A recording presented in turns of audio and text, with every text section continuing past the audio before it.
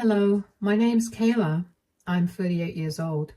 I'm a mother to a deaf mute child and I love her dearly. However, my mother-in-law wasn't the biggest fan of Sierra's disability, to say the least. And she did the worst thing at my daughter's birthday a few months ago, and I want to share that incident with you. Let me first introduce you to my husband, James. James and I met in college. We were in our junior year when we met and we got along great. We decided to give dating a shot, and before we knew it, we were in love. We remained together for the next 7 years. I know usually people get married after dating for 3 to 4 years, but James and I were too focused on our careers to think about marriage. We wanted to be more than financially stable when we got married, so we could do all the things that marked a marriage, like buying a house and having kids. Anyway, it took us a long while to get that stability, and as soon as we were there, we got married. We closed in on a beautiful house, and after we settled in, we began trying for children. It took us quite a while, but eventually, I finally got pregnant. We were ecstatic, and even though I was on the scale for a risky pregnancy, James and I were hopeful that everything would be normal. I made sure to study up on what's best for a healthy baby and followed a very healthy lifestyle for 6 months of my pregnancy. It wasn't an easy pregnancy at all, though. I had a large number of issues crop up due to it, and I was at risk for diabetes as well. Every day was painful, but I powered through. But then one day my blood pressure spiked too high and I had to be induced into labor. If I hadn't been induced, my baby would have died, and James and I did not want that. However, things only went further sideways, so I was rushed into the operation room for an emergency C-section. I lost a lot of blood that day, almost died, but thankfully the doctors and nurses worked really hard to stabilize me. Since my daughter was born very prematurely, she had to be put in the NICU until she was healthy enough. Let me tell you, those were the hardest 3 months of my life. I cannot even begin to tell you how much of a nightmare it was to wake up every day wanting to hear the sound of my baby, but only waking up to a silent house. Thankfully, my daughter made it, and she was a healthy baby. The doctor told me that my daughter Sierra was showing some abnormalities, and after a few tests, they determined that Sierra was going to be deaf and mute. Her ears and vocal muscles didn't have enough time to develop properly, but the doctor told me that they could still conduct tests every few months to see if she could get an implant to hear. Truthfully, I didn't care about that at the time. I was just overjoyed that my baby was healthy and alive. It took a while for James and I to recognize signs of distress and such in Sierra, but we did it. Caring for a deaf and mute baby was something I was not prepared for at all. But I loved my child so fiercely that I knew that I'd do whatever it took to raise her right. Anyway, James and I took 2 months to ourselves and didn't let our families meet Sierra. We wanted to spend as much time as we could just bonding with Sierra before we'd be swarmed by the rest of our families. When we finally let our families meet Sierra, the last person to meet her was my mother-in-law, Celine. James and I had a complicated relationship with Celine, to say the least. She always had to have her way with things, and if she didn't get it, she'd force her way to it. James is the youngest of 4 brothers, so he watched his mother raise all of them by herself. And he had a lot of respect for her. I did too, which is why we brushed off a lot of her behavior. Anyway, she was the last to see Sierra because she had been out of state visiting some friends. When she came over, James let her into the house while I was feeding Sierra. I was upstairs, but I could hear their conversation perfectly. "Hi, Mom, come in. How you doing?" "I'm really happy. I finally get to see my grandchild." "I'm glad that you're happy. Sit in the living room. Kayla's feeding Sierra, and she'll bring her down in a minute."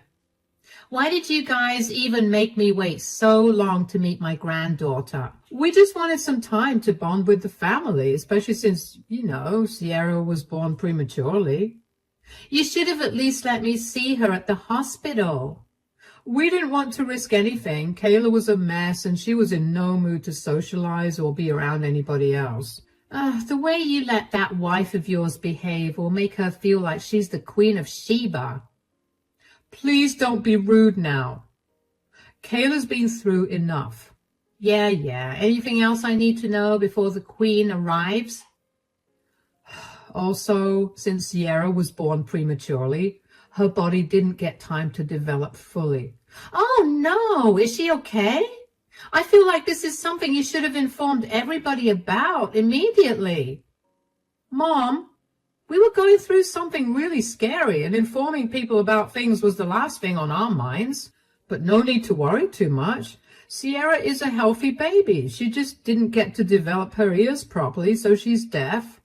And the muscles that would usually help her speak are also underdeveloped, so she won't be able to speak. So she's deaf and dumb? Yeah, but you shouldn't call her dumb. She's mute. And you found this out right now, while she's still a baby? Yeah. Come on. You don't seriously believe that. The doctors just said all of that to get money out of you. Mom, please keep your opinions to yourself. Like I said, Kayla's been through a lot and she doesn't want to hear your opinions. Be nice to her today and just be grateful that you get to see Sierra. Fine.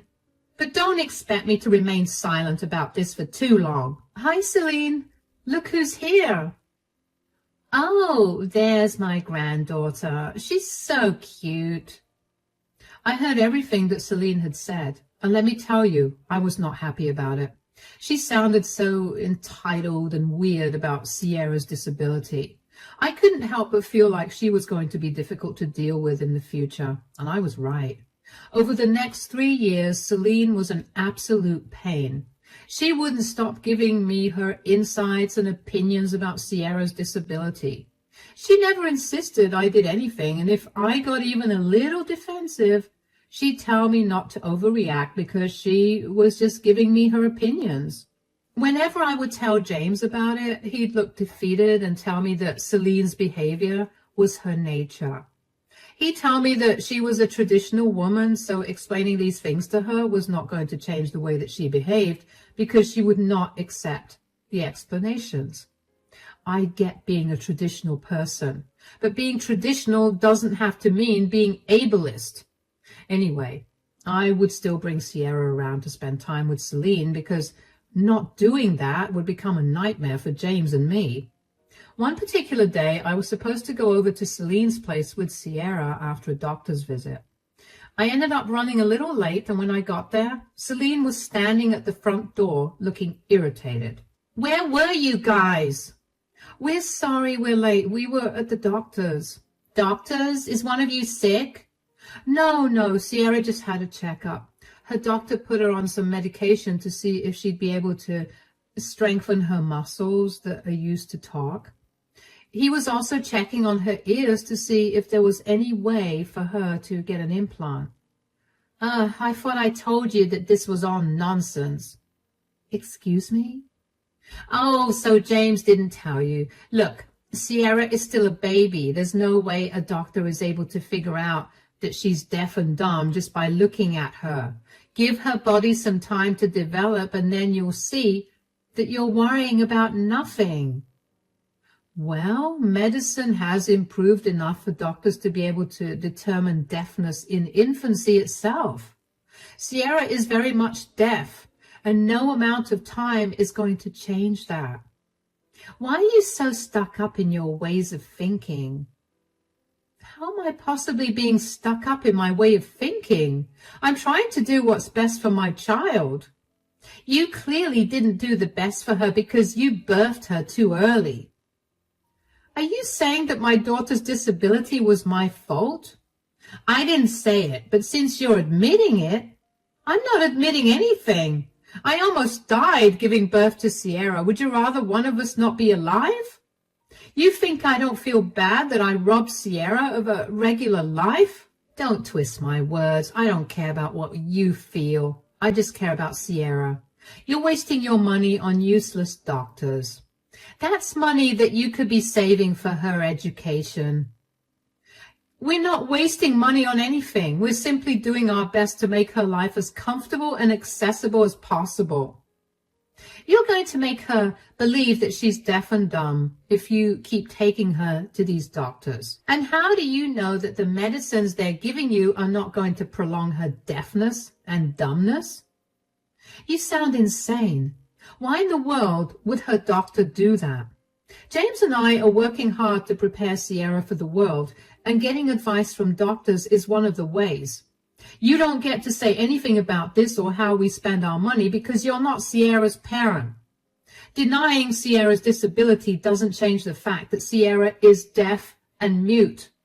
Either drop it or I'm leaving with Sierra. Whatever.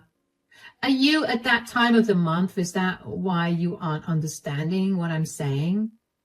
You know what? I'll leave. I expect those words out of some old-fashioned man, not my mother-in-law. Come back. Stop being so overly emotional. You can't keep my granddaughter away from me. I practically ran back to my car after that. I was seeing red. I couldn't believe that any of those words had left Celine's mouth. That was the first time Celine told me that I was a crappy parent, not as an opinion, but as a fact that she believed. Her blaming me for Sierra's disability made my heart hurt like crazy. I felt that guilt every single day, and her telling me that with a smirk on her face made me want to yell at her with every fiber in my body. I tried to calm myself on the way back home. I knew that I needed to get James to talk to his mother whether he liked it or not. If he didn't do it, I'd take matters into my own hands and he'd have to deal with it. When I got back home, James was in the kitchen preparing dinner. I sat Sierra down in the living room in her playpen and went over to him. Hi, honey. I thought you were spending the day with my mom. Yeah, I was supposed to, but I simply couldn't. Why? Did something happen? Yeah. Your mother kept insisting that Sierra was not deaf and unable to speak. Oh, no.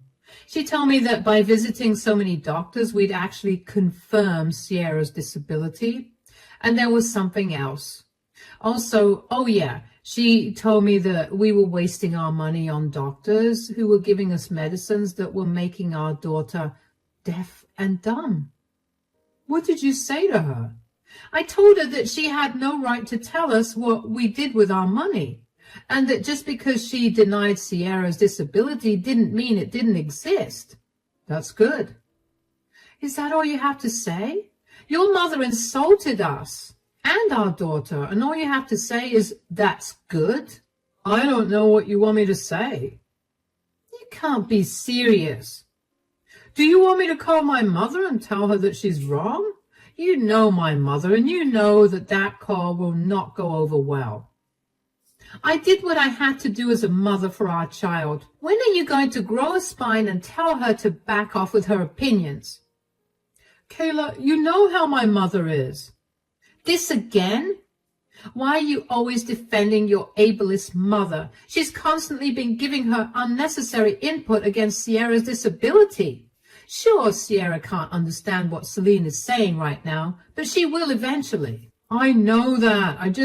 I feel like I'm stuck between a rock and a hard place. On one hand, I'm beyond hurt that my mother would say such things about our daughter. On the other, she's my mother. I cannot be rude to her.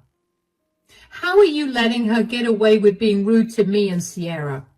Did you know that she blames me for Sierra's disability? What? Did she tell you that? Not directly, but she implied it. You need to stop siding with your mom. I do not want Sierra growing up around her. Look, my mom is just very old-fashioned. I told you that she and my dad had a very toxic and traditional marriage. Bearing and raising children is all she ever did. So I guess she's overprotective of Sierra for that reason. Being overprotective and ableist are two entirely different things. I know. I'll talk to my mom, but if she doesn't listen, there's nothing much I can do. You may not be able to do much, but I will. I will make sure she doesn't get to visit Sierra at all.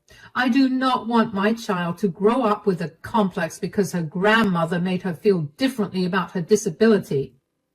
I don't think that will work in the long run. I will make sure that it does. Just remember that you could either nip this in the bud or Sierra is going to grow up into a very insecure, unstable person. We both only want what's best for her, right? Then do the right thing. I knew where James was coming from. Don't get me wrong. I love my husband more than anyone else on this planet, but I also wanted him to grow a spine and tell his mother what she was saying was wrong. I knew that he revered his mother. The man watched his dad verbally and emotionally abuse his mother and leave her to take care of all their kids while he sat in front of the TV and drank his many packs of beer. I also appreciated everything Celine did to raise 4 great guys, but that did not excuse how she was so crass with Sierra. James stayed true to his word and spoke to his mother about her language, and she took his word seriously. I knew that was going to happen because she valued her kids way too much, so unless one of them spoke up, she was never going to listen to anyone else. But she only changed her behavior for a few weeks before she reverted to her ableist ideals. She kept telling me that Sierra was not deaf or mute, and she would pressure Sierra to talk every time we left alone with Sierra for just a minute. Sierra always felt so distressed around Celine, so I began to make sure that she was never left alone for even a second with Celine.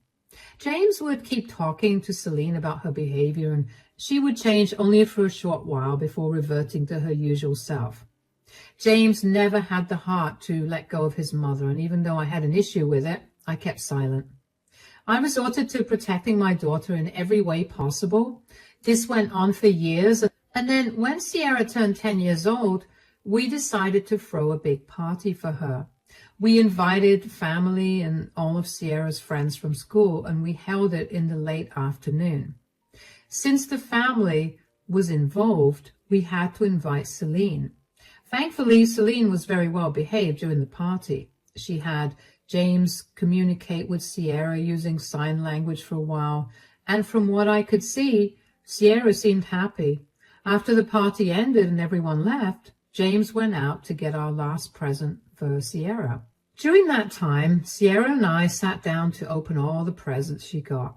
She got a lot of lovely presents, and she looked like she was over the moon until we opened Celine's present. It was the most garish set of earphones I've ever seen, with an attached mic piece along with the book titled How to Improve Your Hearing for Dummies. Sierra immediately began crying, and I was beyond mad. I tried my best to calm Sierra down, but she could not stop crying. She threw away all her presents and ran to her room. She shut her eyes so that she wouldn't be able to see me sign, and kept crying. I called James as I was trying to calm her down because I could not manage my anger either. Hi, honey, is everything okay? No, you need to do something about your mother. I've kept silent for too long, but this is it. You need to do something. What are you talking about? What did she do? Do you know what she gifted Sierra? She gave her a pair of headphones and a book titled How to Improve Your Hearing for Dummies. What? Sierra won't stop crying, and she feels really bad. You know how long it took for her to come to terms with her being different from everyone else. This is beyond disgusting on your mother's part.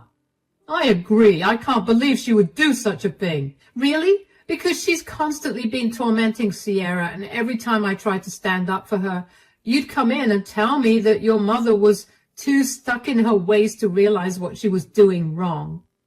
I know. I'm so sorry for that. I should have nipped her behavior in the bud. I can't even get Sierra to calm down, James. It's like no matter what I try to say, it's not getting through to her. She's just sitting in her room with her eyes shut, crying. I'm so sorry. You know what? I'll be home soon. I'll call Mom with you sitting next to me, and I'll give her a piece of my mind. Yeah, but before that, we need to calm Sierra down. I knew my mom was a little mean, but this goes beyond anything I could have ever imagined coming from her. Honestly, I didn't expect this from her too. I should have known there was something wrong with the way she was so well behaved during the party. I promise I'll make this right for Sierra and for us. What are you even going to say to your mom? You know she will only listen to you for a few weeks at best. Eventually, she'll go right back to bullying Sierra. I know. I have an idea of what I want to do. In all honesty, I should have done this from the start, but I'm going to hit her right where it hurts. Nobody makes my baby girl cry like that and gets away with it. I'll apologize to Sierra for the rest of my life for putting her through this. Okay, I'll do my best to calm her down. How long will you take to get back? I'm already sitting in the car, so I should be home in 10. All right, I'll see you soon. Drive safe. Yeah, I'll be there soon. Bye. I never mentioned it before, but Sierra did end up growing up with a complex about her disability. No matter how much I tried to shield her, Celine still managed to have an impact on her. Not a lot, but enough to frustrate her further. Sierra struggled to cope with her classes and simply couldn't understand why she was not like everybody else. When she was 5 years old, she'd have meltdowns every so often about it, and it would break my heart to see her that way. It took James and me a lot of time and love to get her to understand her disability and to make her feel comfortable with herself. What Celine did with her gift was bring all that hard work crumbling down. James came back home in less than 10 minutes, and he practically flew through the door. Sierra had calmed down significantly, but she was still crying and hiccuping. James gently nudged her to sit up and got her to open her eyes. He too was crying, and he kept apologizing to her. Seeing her dad crying alarmed Sierra enough to get her to stop crying and tell her dad that she forgave him. The three of us then spoke about Celine's gift and how what her grandmother thinks of her disability was not a reflection of it at all. We shared a hug, and even though Sierra was still feeling down, I knew that she would be fine with some time. And then James showed her the gift he'd gone to the store to buy, the doll that she had been wanting for a long while. That cheered her up significantly, and I was glad about that. We had dinner together, and after we tucked her up in bed, James called Celine. I sat next to him and listened to the call. Hello? Hi, Mom. Are you home right now? Of course. Why? Okay, I needed to talk to you about something. Yeah? What is it? So we just opened all of Sierra's presents. Did she like my present? Are you kidding? What? I thought it would be nice. She'll finally be able to take some proper advice instead of you and Kayla constantly coddling her. You guys keep reinforcing her being deaf and dumb. That's why she can't make any improvements. I have explained to you countless times that Sierra can't hear because she didn't have time to develop in her mother's womb. Her body quite literally doesn't have the faculties to perceive sounds or help her speak. That's a load of hogwash, and you know it. You just need to add a few drops of the essential oils I recommended. What is wrong with you? You've kept denying Sierra's disability, and you've done way too much to alienate and hurt her. Do you not feel bad at all? You guys coddle her way too much. She's now gotten used to people treating her differently because you keep telling her she's different. I was just trying to set her on the right path. So you think giving her a pair of headphones and a book on how to hear properly was the right path? Obviously, since her parents won't educate her, I took it upon myself to teach her. You know what? Since you wanted to take something upon yourself, why don't you take it upon yourself and never talk to me again? Why are you being so sensitive to this? This is all Kayla's doing. I told you that girl was no good for you. This has nothing to do with Kayla. Do you know how hurt Sierra was that you gave her that gift? She cried for so long and refused to talk to us at all for an even longer time. So, kids are strong. She'll get over it. You guys made her too sensitive, and now she can't take the fact that she's not as special as you guys have made her out to be. What is wrong with you? Why are you so heartless? You know, I ignored everything you've said and done to Kayla and Sierra for so long because I thought you were just too traditional and set in your ways. That was a huge mistake because clearly you're just a monster. James, that is no way for you to speak to your mother. And giving crappy gifts to my daughter is no way to behave as a grandmother. I don't want anything to do with you anymore. Don't ever come back. I want you out of mine and my family's lives. If you ever try to come close to us, I will call the police on you. Are you serious? You can't seriously be overreacting over one gift that was supposed to be for your benefit. Do you really want to be stuck with a child that would remain with you forever because she believes she's disabled? Why wouldn't I want my child to remain with me? I love her with all my heart. And unlike you, I could never dream of kicking my child out as soon as they're adults.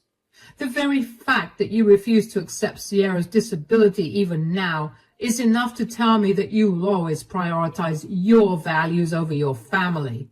Never contact any of us again. James was red in the face from how angry he was. I was finally glad that James made the right decision. I could tell that this time he was being serious because I had never seen James this upset before. He had one of the most calm temperaments I've ever seen in a person, so to see him get mad meant that someone really messed up badly. And this time it was Celine, and rightfully so. Celine tried to call back as soon as James cut the call, but James declined the call and blocked her number.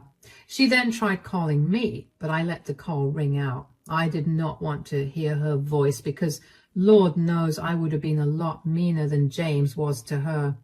I guess Celine realized that she was not going to get an answer from either one of us and left us alone for that night. But for the next few days, she would keep calling me until I was forced to block her as well. In hindsight, I should have known better that Celine would not leave us alone because after a month of no contact with her, we got served with a summons. Celine had decided that since we were not going to let her near us, she would file for visitation rights as a grandparent. James and I were furious about this, but we knew that if we beat her here, she would definitely have no way of contacting us. So we gathered all the evidence we could of Celine's disgusting attitude towards Sierra's disability. When the evidence was presented to the judge, it was decided that Celine would not get any visitation rights. Celine's face as she realized that she lost was something I couldn't help but remember because it was so funny. She looked like she'd been caught doing something she shouldn't have been doing. And honestly, that was a pretty accurate look on her face because she should not have messed with us. She then got a new number from which she kept spamming James and my phones with calls and texts to tell us what horrible people we were and how she was simply trying to protect Sierra from our evil ideologies. After that, James and I got a restraining order against her so that she was not allowed to contact us at all. And that was when I truly felt safe. As for Sierra, she's doing a lot better now. It took us a while to bring her back to her original self, but after a while of watching some very heartwarming videos of other families with deaf children and educational videos on what it is like to be deaf and mute, Sierra bounced right back to her old self. She's proud of who she is, and she's quickly forgotten about Celine as well. James and I are equally proud of Sierra, and we're definitely going to be a lot more careful about who we let our daughter be around. Thank you so much for sticking through and listening to my story. Remember to be kind to everyone, regardless of what they look like.